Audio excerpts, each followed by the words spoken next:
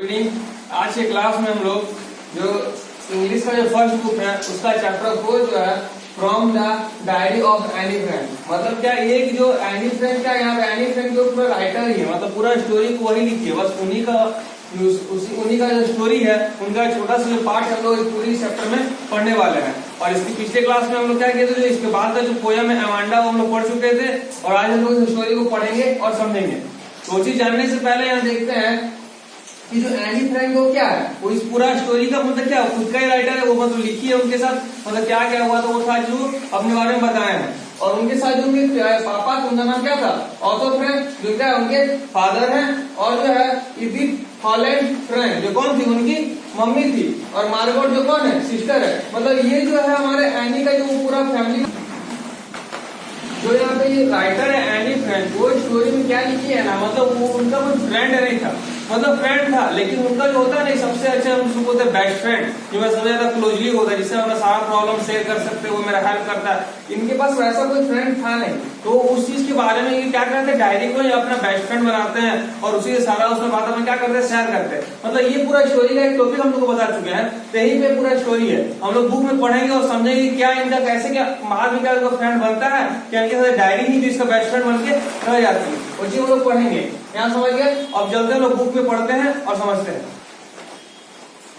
हम लोग देखो चैप्टर को पढ़ने से पहले यहाँ बताया गया है कि बिफोर यू रीड, मतलब क्या बताया कि पूरे स्टोरी को पढ़ने से पहले कुछ बताया गया, उसको पढ़ते हैं और समझते हैं कि क्या इसे बताया गया है। बता रहा है कि Annelies Marie Anne Frank 12 June 1929 February March 1945 was a German born Jewish girl was wrought while in the hiding with her family and 4 friends in Amsterdam during the German occupation of the Netherlands in World War II। Simple सी बात है, पहले बता कि world war 2 क्या था, ये द्वितीय विश्व युद्ध था। ये कब से कब चला था, तो 1939 से कब 1945 तक। तो साथ समझो कि उस बीच का ये कहानी चल रहा था। उस समय क्या था, एनी फ्रैंक उस समय जन्म ले चुकी थी। तो क्या उनका डेट बताया है, क्या बताया कि 12 जून 1929 को, मतलब जो इनका पूरा नाम क्या बताया, तो एनिलिस मैरी एनी फ्रैंक उनका पूरा नाम था, लेकिन उन्होंने जान किस नाम से रहे, तो बस एनी फ्रैंक से। और उनका जन्म क्या बताया है, तो 12 जून 1929 को क्या हुआ, उनका जन्म हो गया था। और वो कब मरे, मतलब उनका वो डेथ कब हो गए थे, तो फरवरी और मार्च का कोई एग्जैक्ट डेट नहीं बताया, बस बताया कि फरवरी या मार्च में क्या था, तो 1945 क्या हो गया, तो उनका वो मतलब उनका देहांत हो गया था। किसका, एनी फ्रैंक का। हम लोग समझ सकते हैं कि उनका 1929 में जन्म हुआ और 1945 क्या उनका डेथ हो गया। मतलब क्या वो बहुत कम जिए होंगे, मैक्सिमम लगता है कि यहाँ से 14 से 15 साल मतलब रहे होंगे अपने साथ में जीवन में। तो उसमें क्या चला था, वर्ल्ड वॉर 2 चल रहा था। देखते हैं क्या बोला, देखो यहाँ बोला जूइश गर्ल। जूइश गर्ल मतलब क्या है, जूइश मतलब होता है यहूदी लोग, और जूइश गर्ल। और बताया जा रहा है कि उस समय क्या था, तो वर्ल्ड वॉर 2 चल रहा था। जूइश गर्ल जो वहां के जर्मन जो लोग थे वो क्या करते थे ना, कि जूइश लोग से बहुत ये मतलब नफरत करते थे, तो उन लोग को बहुत अत्याचार करते थे। तो जर्मन जो लोग थे जूइश लोग को मतलब उसमें बहुत सारा अत्याचार करते थे। देखो आगे क्या बोला गया, here family had moved to Amsterdam after of the Nazi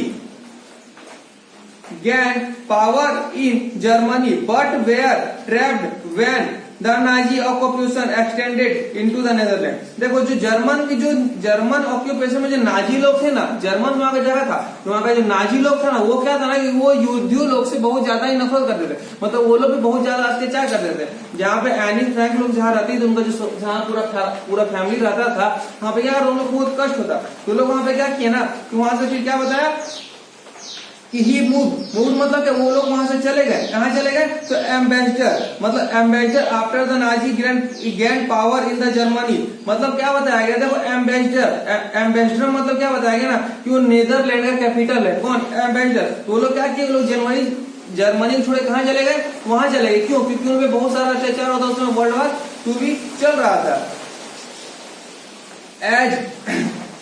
as persecutions increase again the Jewish population increased, the family went into hiding in July 1942 in hidden room in her father Otto Frank office building. देखो उनका पापा का नाम आ गया ना, क्या, author Frank. मतलब any का पापा क्या नाम था, author Frank.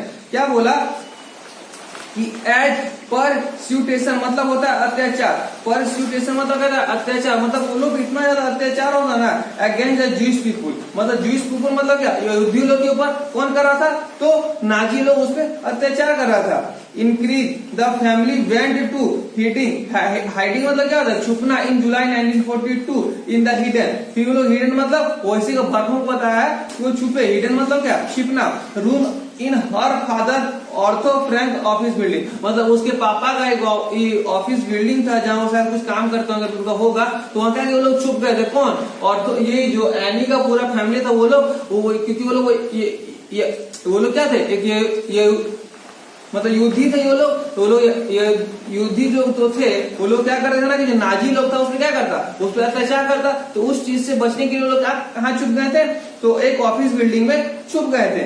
After 2 year in heading मतलब क्या किया, आफ्टर 2 ईयर मतलब 2 साल क्या किया वो लोग वहीं पे छुपे रहे, कहा, वही ऑफिस में। The group was the betrayed and the transported to the concentration camp system where Annie died of typhus of the Bergen-Belsen within days of her sister Margot friend।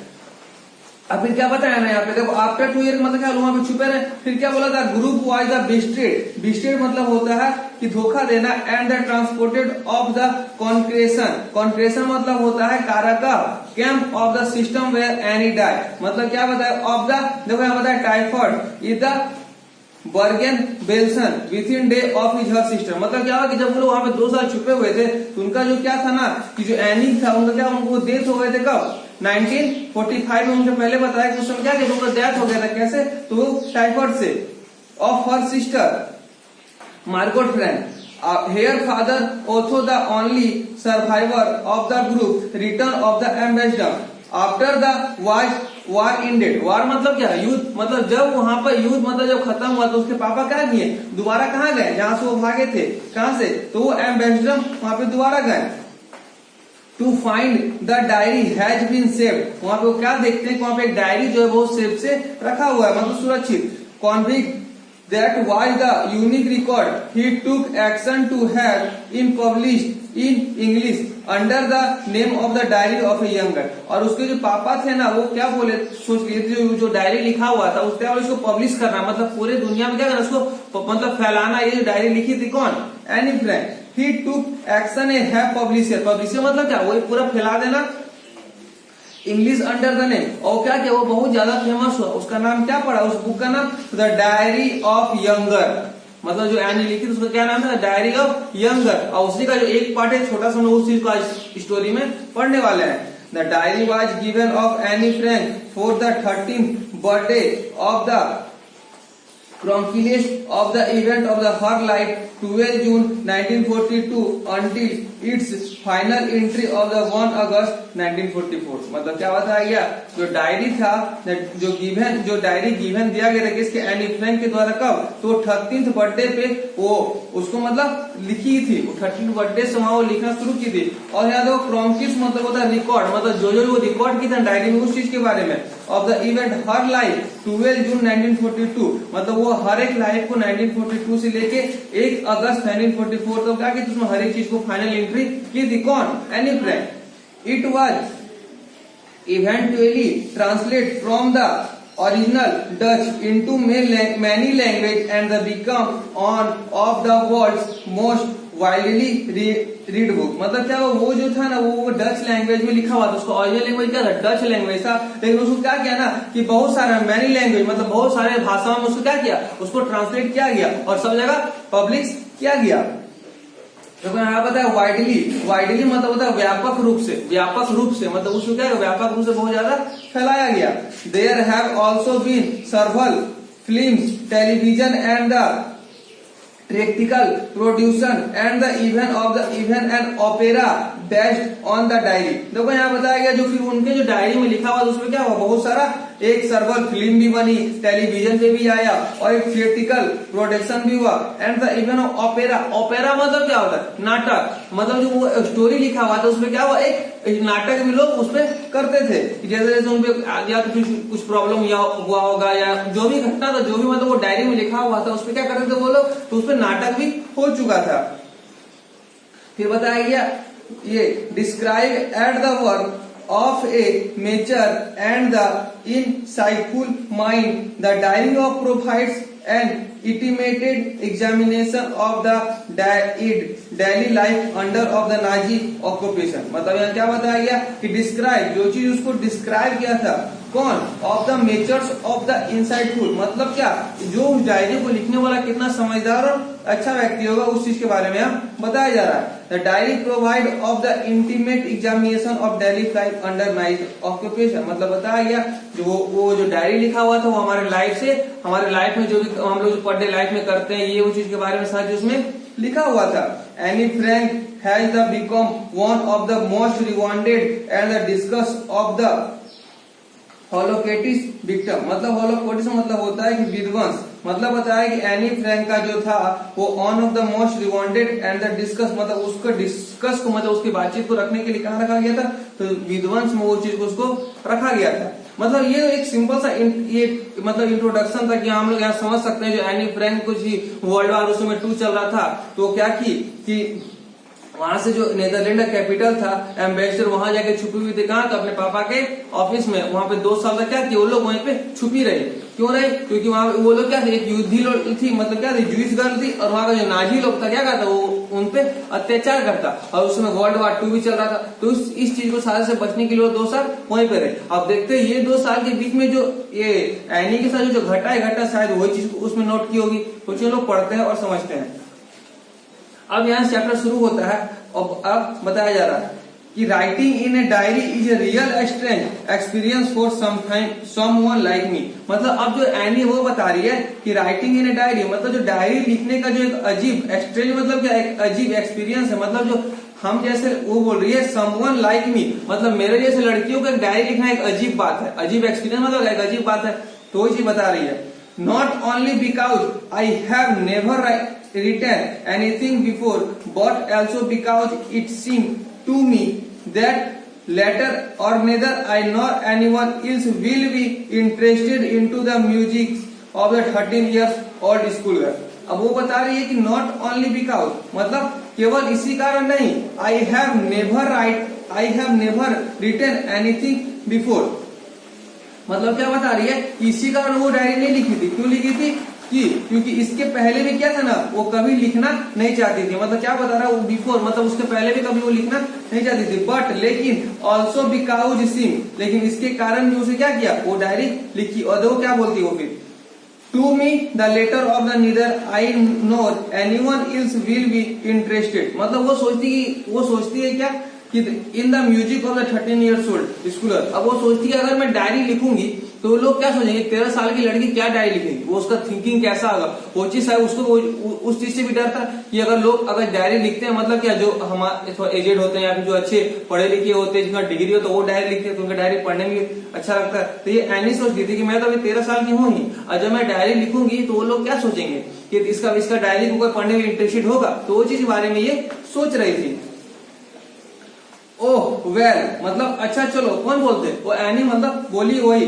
It does not matter मतलब इसका कोई फर्क नहीं पड़ता. वो बोली ओह चलो कोई बात नहीं, इससे कोई फर्क नहीं पड़ता है कोई मैं डायरी पढ़े या तो फिर ना पढ़े.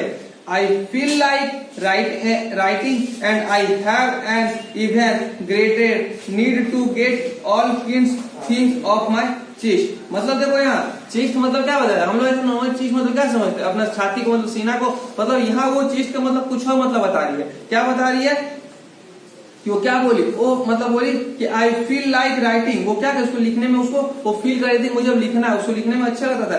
And I have even great मतलब इससे भी अधिक जरूरत इस बात की थी कि to get all kind thing off my chest. मतलब वो क्या करते हैं, वो डायरी क्यों लिखती थी, क्योंकि वो लिखती थी क्योंकि अपने मन को हल्का करने के लिए. क्यों यहाँ से हम लोग एक चीज मालूम चलता है क्या, क्यों डायरी क्यों लिखती थी, क्योंकि अपना मन जो इसे हम लोग मन को हल्का करने के लिए. क्यों, ये सपोज मान लो कि अगर मेरे पास कोई प्रॉब्लम है, ठीक, तो अगर हम किसी चीज को बताएंगे तो हमको खुद में अजीब टाइप नहीं लगेगा. अगर वही कोई मेरा बेस्ट फ्रेंड है या फिर कोई मेरा अच्छा सा दोस्त है, तो अगर उसको हम शेयर करेंगे तो लोग नॉर्मली बोलते हैं कि कोई भी बात किसी शेयर करने से क्या होता है, मन हल्का होता है. तो वही चीज यहाँ यही बता रही है कि उनके पास जो भी प्रॉब्लम था, एनी के पास उनका कोई बेस्ट फ्रेंड नहीं था, तो उस डायरी में लेके क्या करते थे, अपना मन को हल्का करते थे कि चलो किसी को चीज हम शेयर किए. वो डायरी को क्या करते अपना बेस्ट फ्रेंड मानती थी.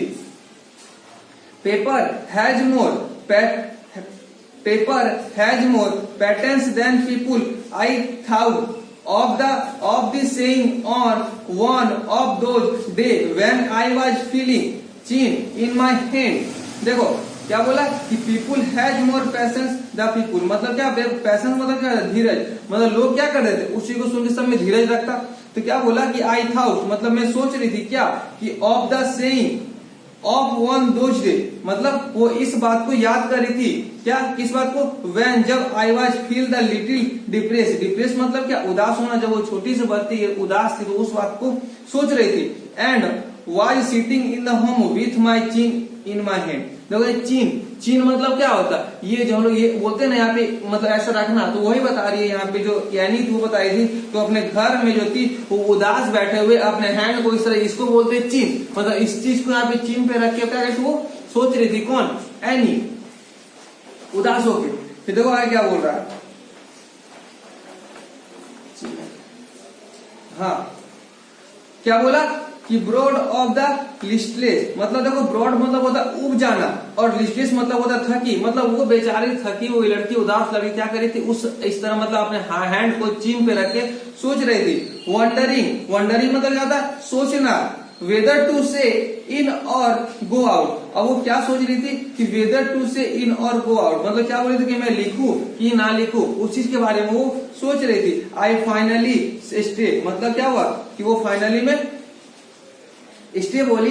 वेयर आई वाज ब्रूडिंग मतलब होता है सोचना, वो फाइनली में सोचती है, क्या सोचती है, yes paper does have not patience, मतलब बोलती है कि पेपर जो होते हैं वो बहुत ज्यादा पेशेंस मतलब क्या, वो धैर्य मतलब धैर्यवान होते हैं। एंड सिंस क्योंकि I am not planning to let anyone else read, मतलब क्या बोली कि प्लानिंग क्या था कि उसका लिखना, वो जो किताबें लिखती थी वो उसका वो लिखना था। The steel bakers notebook grandly refer to as a diary unless I should ever find a real friend in the probably won't make a bite of different, मतलब है क्या बताया कि वो फाइनली क्या की कि उसको डायरी लिखना है। फिर वो बोलती है कि आई should ever mind a real friend, क्या बोलेगी, जब तक मुझे कोई अच्छा फ्रेंड नहीं मिल जाता, रियल फ्रेंड का अच्छा फ्रेंड नहीं मिल जाता है, तब तक वो क्या करेगी, इट इसलिए प्रोबेबली मतलब शायद want make a bite of difference, मतलब उसे कोई फर्क नहीं पड़ने वाला है कि वो डायरी में उसमें क्या लिखती है। और वो सोच रही थी क्या कि अगर मैं इस डायरी में लिखूं तो क्या लिखूं, कोई उसको पढ़ेगा तो क्या पढ़ेगा, तो उस चीज के बारे में सोच रही थी क्योंकि उसका कोई बेस्ट फ्रेंड था नहीं। तो बोलती कोई बात नहीं, मुझे कोई फर्क नहीं पड़ेगा, मैं इस डायरी में कुछ भी लिखूं।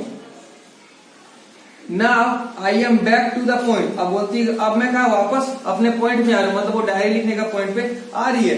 द प्रॉम्प्टेड मी मतलब प्रॉम्प्टेड मी मतलब क्या, जिससे मुझे डायरी लिखना था। To keep a diary in the first place मतलब क्या कि वो जो थी उसको फर्स्ट प्लेस मतलब क्या, उसको जो डायरी लिखने का जो उसको प्रेरणा मिल रही थी। I don't have a friend, क्यों लिख रही थी वो डायरी लिखने को प्रेरणा क्यों कर रहा था, तो क्या बोली कि I don't have a friend मतलब मेरे पास क्या है, कोई दोस्त नहीं है, दोस्त नहीं है। कौन बोल रही है सारा चीज, एनी बोल रही है। Let me put it more clearly since no one will believe that a 13 years old girl is completely alone in the world, मतलब वो बोली कि let me put in more clearly मतलब मैं अपनी बात से, वो बोल रही है लेट मी पुट क्लियरली मतलब बता रही कि मैं अपनी बात से क्या हूँ, संतुष्ट हूँ कि सिंस चूंकि no one will believe that 13 years old girl, वो बोलती है कोई 13 साल की लड़की बिलीव नहीं करेगा, इज कम्प्लीटली पूरी तरह से अलोन इन द वर्ल्ड, क्योंकि क्या वो लड़की पूरी वो अपने आप को बता रही कि इस लड़की पे कोई विश्वास नहीं करेगा, क्यों, क्योंकि पूरे वर्ल्ड में क्या मान रही, खुद को अकेला मान रही है। अलोन इन वर्ल्ड मतलब क्या, अकेला रहना। एम और आई एम नॉट बोलती एंड आई एम नॉट बोलती है और मैं अकेली हूं भी। I have loving parents and 16 years old sister, वो बोलती है क्या कि मैं अपने पेरेंट्स से प्यार भी करती हूँ, और उसकी क्या थी एक बहन थी, कितनी, तो 16 साल की 16 years old। And there are about 30 peoples I can call friend, और उसके साथ कौन थे, 13 लोग और थे। कहाँ पे थे, जहाँ पे अब यहाँ पे इस चीज बात को गौर करो, वो 13 मतलब उसके पेरेंट्स के साथ उसकी बहन भी थी 16 साल की, और कौन बोला 30 पीपुल मतलब 30 लोग और थे। कहाँ पे, जहाँ पे वो लोग छुपे हुए थे, कहाँ, तो ये एम्बेसडर हॉल में, जहाँ पे उसके पापा का ऑफिस था, वो वहाँ पे क्या किए थे, वहाँ पे वो छुपे हुए थे। तो वहाँ पे उसके पेरेंट्स के साथ कौन था, 30 लोग और भी था। आई कैन कॉल फ्रेंड, वो बोलते थे कि मैं उसमें से किसी को भी अपना दोस्त या फिर उसको बना सकती हूँ या फिर बुला सकती हूँ। I have a family loving aunt and good, और बोलती थी उसकी जो चाची थी वो भी उससे प्यार करती थी, और एक गुड होम, उसका क्या था, अच्छा सा मतलब वहाँ पे घर टाइप में भी था। No on the surface I seem to have everything excepted my on the true friend, लेकिन वो बात है नो ऑन द सरफेस, मतलब उस प्लेस पे, मतलब जहाँ पे 30 लोग थे, उसके पेरेंट्स थे, उसके बहन थी, बोलती उस प्लेस पे, उस सरफेस पे सीम टू एवरीथिंग, मतलब सब अच्छा था, लेकिन except on my true friend, मतलब उसका जो ट्रू फ्रेंड होता है, मतलब सच्चा फ्रेंड होता है, जो उसको वहां पे उस तरह नहीं मिल रहा था। All I think about when I am with friend is having a good time, और वो बोल रही थी कि ऑल थिंग, मतलब वो पूरा समय क्या थिंग मतलब सोच रही थी, all well I am with friend A having good time, और बोलती मुझे जो पूरा समय था, मेरा जो भी अच्छा समय था, क्या करता बिना फ्रेंड का ही रहती थी। I can not bring myself to talk about anything but ordinary everyday things, मतलब क्या बोली कि आई कैन नॉट ब्रिंग, मतलब मेरा मन नहीं मानता था, माई सेल्फ मतलब मेरा मन नहीं मानता था, to talk about anything but ordinary everyday things, ordinary मतलब क्या, साधारण बात करो, मतलब वो सोचती थी ना कि अगर हम लोग ऐसे खुद के, अगर जो मेरा क्लोजली वाला दोस्त नहीं, उससे हम क्या नॉर्मली साधारण वाला बात करेंगे कि तुम कैसे हो, सब बढ़िया हो, अगर जो मेरा क्लोजली वाला फ्रेंड है, बेस्ट फ्रेंड है, उससे हम शायद अपना प्रॉब्लम भी शेयर कर सके कि मेरे साथ ये हो रहा वो हो रहा। तो वही जो एनी बता रही वो है यही बोली, क्या बोली कि I can not bring myself to talk about anything but ordinary everything, मतलब बोली कि मैं दोस्त तो बना सकती हूँ, लेकिन मैं उससे क्या बस साधारण बात ही करूंगी। साधारण बात मतलब क्या, बस सब कैसा वही सब साधारण बात वो करेगी, लेकिन जो उसका अंदर का प्रॉब्लम वो उसको ऐसा दोस्त नहीं मिला था जिससे वो सारी चीज शेयर करे। We don't seem to be able to get my closure and that the problem, मतलब क्या बताया कि we don't मतलब वो नहीं चाहती थी क्या कि able the get many closure, जो उसके जो closure मतलब वो इतनी अच्छी तो उसको जो closure, जैसे हम लोग उसका बहुत ज्यादा क्लोज होते हैं, तो वही बता रहा है कि able to closure मतलब उसका उतना अच्छा कोई क्लोजर फ्रेंड नहीं था, एंड दैट्स द प्रॉब्लम, उसकी प्रॉब्लम क्या करे समझ सके, उसको किसी को वो बता सके।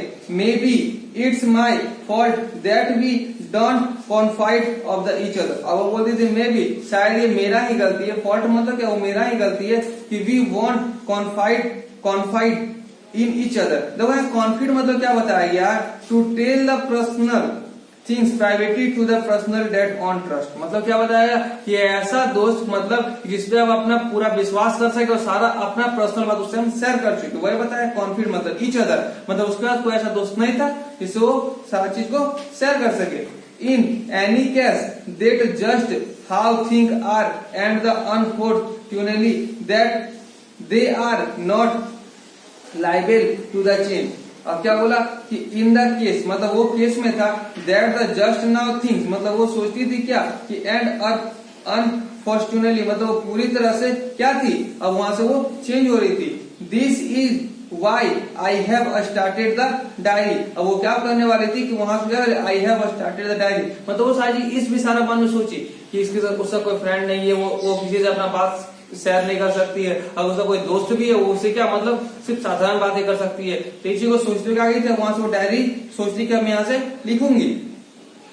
To enhance the image of the long awaited friend of the imagination, देखो यहाँ बताया लॉन्ग अवेटेड मतलब क्या डायरी, अब वो सोचती है कि अगर मैं इस डायरी को अपना फ्रेंड बनाती हूँ तो इन माई इमेजिनेशन मतलब उसका जो इमेज वो सारा क्या रहेगा उस डायरी के प्रति बना हुआ रहेगा। I don't want to jot down the fact in this diary the way most people would do, but I want the diary to be my friend and I am going call the friend Kitty। अब वो क्या बोले कि I don't want, वो नहीं चाह रही थी जो down the fact of the diary of the most people would do, मतलब वो नहीं चाह रही थी कि उसका जो डायरी है वो उसका जो फ्रेंड है कोई और बने, वो किसको बनाने वाली थी आई वॉन्ट द डायरी, मतलब वो एक बेस्ट फ्रेंड किसको बनाने जा रही थी, तो एक डायरी को।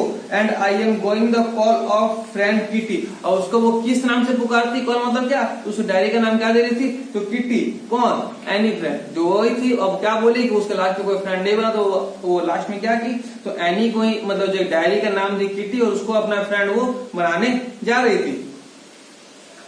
फिर बताया जा रहा है कि सिंस मतलब चूंकि no one would understand a word of my story of Kitty if I were plunge right in I did better provide a brief sketch of my life much as I dislike doing so. मतलब बताया since, चूंकि मतलब क्या, since no one would understand, understand मतलब क्या, समझना, word of my story Kitty, मतलब बोलती कि अगर मैं, वो बोलती कि अगर मैं इस स्टोरी को, अगर मैं मेरा जो भी कहानी है मैं इसमें अगर सिर्फ लिख दूं तो क्या कोई इस कहानी को लोग समझ पाएंगे।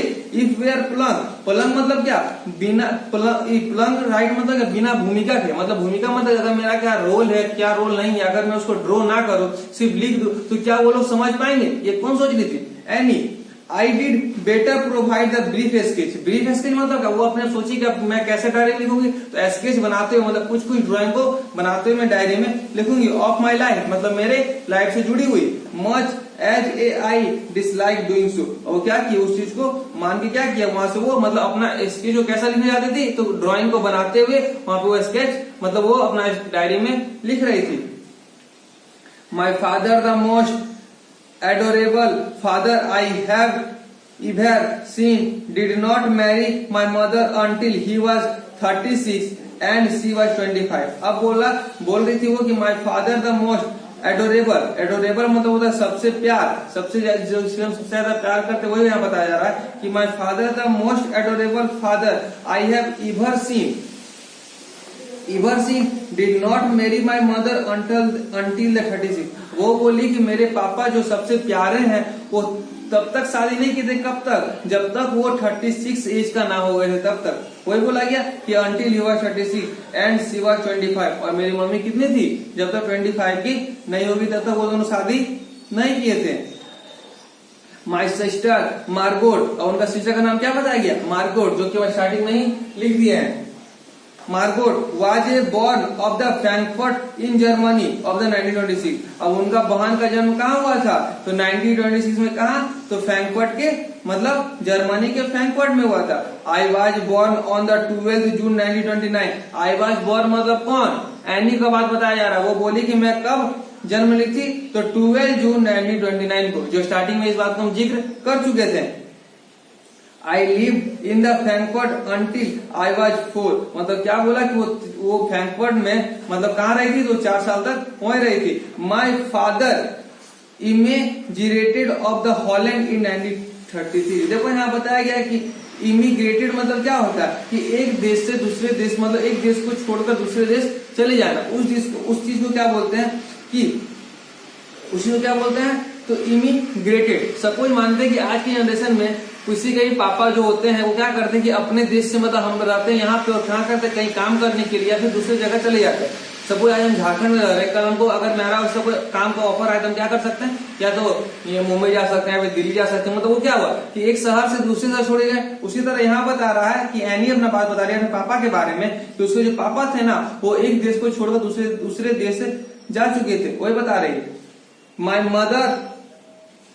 मदर इडिथ हॉलैंड फ्रैंक, मतलब उसकी जो मम्मी का नाम बताया गया, went with him the Holland in September. अब क्या कि जैसे पापा उसके हॉलैंड गए तब कुछ दिन के बाद क्या सितंबर में उसकी मम्मी भी चली गई। Wild Margot I were send to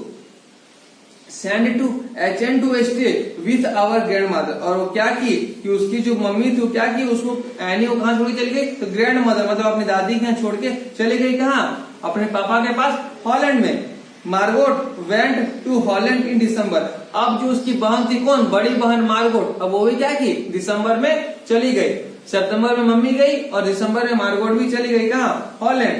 and I followed in February when I was plunked down on the table as a birthday present of the Margot. मतलब क्या बताया कि जब मार्गोट का बर्थडे आया तो क्या बता रही है वो खुद फरवरी में, तो when I was plumped, plumped मतलब होता है किसी को मतलब एक तरह से पटक देना या फिर किसी को शो करना। जैसे होता है ना कोई किसी का बर्थडे है तो उसको गिफ्ट के तौर में लाते हैं, बड़ा सा उसके सामने रख देते हैं। तो वही चीज हम एनी जो है खुद को बता रही है कि जब उसकी सिस्टर का बर्थडे था तो उसको क्या किया था ना कि उसके बर्थडे पे उसको जाकर वहां पे रख दिया गया था। तो अपने आप को किया सर कि उसको सपोज मानो कि उसको उठा के वहां पे रख दिया गया, फिर किसके सामने, तो उसके सिस्टर के बर्थडे के टाइम सामने, प्रेजेंट ऑफ द मार्गोट मतलब मार्गोट सामने प्रेजेंट कर दिया गया हो। I started right away at the monastery nursery school। और फिर वो स्टार्टेड कहाँ की, तो स्कूल का नाम क्या था वो पढ़ाई लिखना, तो मोनेस्टरी नर्सरी स्कूल से क्या की वो पढ़ना शुरू की। I stayed there until I was 6 and which time I started in the first form. और वो क्या की, वो स्टे की मतलब वहां से रुकी आई वाज 6, जब वो 6 साल की थी। तो विच टाइम वो स्टार्टेड द फर्स्ट फॉर्म मतलब अपने लाइफ का 6 साल में क्या की थी, वो 6 साल के बाद वो मतलब पढ़ना चालू की थी। मतलब सोचो उस समय का जनरेशन 6 साल में बच्चा पढ़ने जाता था, अब क्या होता है कि बहुत जल्दी 2-2.5 साल में चले जाते, लेकिन उस समय जो एनी थी 6 साल में अपना लाइफ का फर्स्ट स्कूल को वो गई थी। In the 6th form my teacher was the mister Kuperus the head minister. अब वो बोली कि जब वो in the 6th from my the teacher, जब वो 6th में थी तो उनके जो टीचर था वहां के कौन थे, तो मिस्टर क्यूब्रस जो वहां के हेड मास्टर थे। वो चीज के बारे में बता रही है कि at the end of the year were both of the tears, tears मतलब क्या होता है आंसू, as we said of the heart breaking farewell. और जब वहां पे जो एनी थी जब वहां से निकल रही थी, उनके जो प्रिंसिपल था मतलब वहां जो हेड मिनिस्टर से उनसे इतना ज्यादा क्लोज हो गया था, इतना ज्यादा वो मतलब एक दूसरे से मतलब अच्छे से जानते थे। जब उनका फेयरवेल हुआ किनका, एनी का, जब वहां से जा रहे थे तो क्या बताया गया कि टीयर्स उनके आंख में क्या थे, हार्ट ब्रेकिंग मतलब एक होता है ना कि आंसू टाइप आ जाना फेस में, उस तरह वहां पे वो बता रही है। In the summer of 1941 grandma fail in and had to have the operation, so my birthday passed with little celebration। अब क्या बोल रहे हैं, इन द समर मतलब क्या गर्मी का टाइम था, कब 1941 में। उस समय क्या चल रहा था, वर्ल्ड वॉर 2 चल रहा था। ग्रैंडमा उसकी जो दादी थी वो क्या की फेल मतलब क्या उसकी दादी क्या वो तबियत खराब हो गया, and had to have the operation, और क्या करना पड़ा उनका ऑपरेशन करवाना पड़ा। तो so my birthday passed with little celebration, और वही समय क्या था उनका बर्थडे भी था, किसका, एनी का। तो क्या बोला लिटिल सेलिब्रेशन मतलब क्या कि मतलब होते ना कि घर में किसी का तबियत खराब है तो कैसे धूमधाम से मनाएंगे, मतलब बर्थडे ही मनाना है। तो लिटिल सेलिब्रेशन मतलब कि छोटा मोटा सा पार्टी अरेंज करके उसका बर्थडे को मना दिया गया था, किसका, एनी को। वही बता रही कब, जब उसके दादी का तबियत खराब था और जो उसका मतलब क्या था ये ऑपरेशन हुआ था, तब किसका, एनी का, ग्रैंडमा का। ग्रैंडमा डाइड इन जनवरी 1942। अब क्या हुआ कि जनवरी 1942 को कौन मर गया, तो एनी की जो ग्रैंडमा थी वो मर गई।